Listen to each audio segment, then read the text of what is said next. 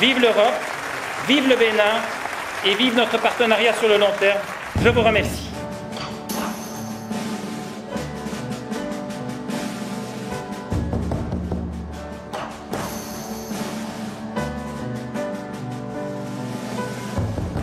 Imagine there's no heaven. It's easy if you try.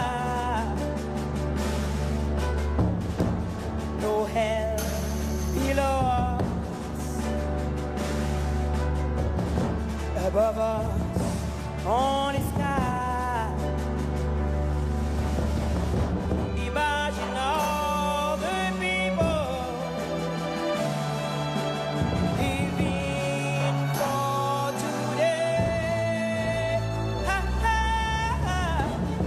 Imagine there's no country.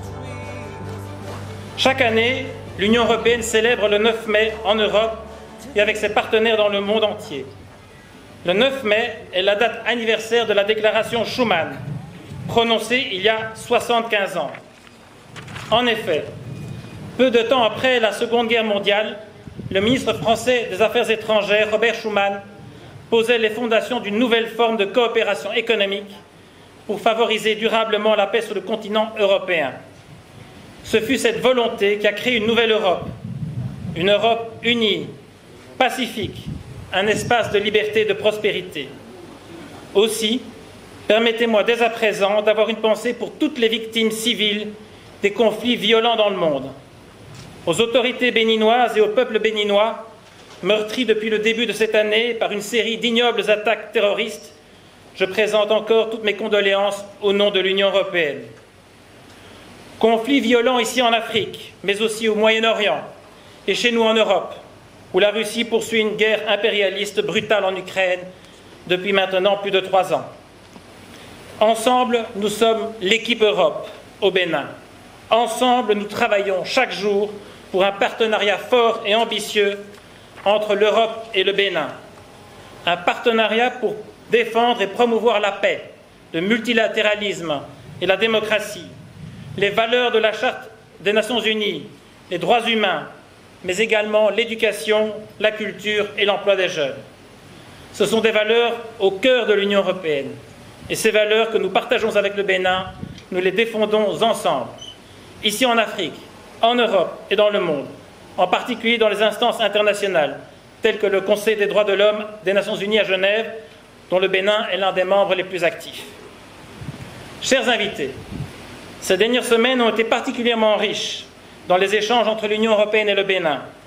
La visite de la ministre des Affaires étrangères slovène Tanja Fajon, début avril, au nom de la haute représentante de l'Union européenne, Kaja Kallas, a été un moment fort, un grand succès.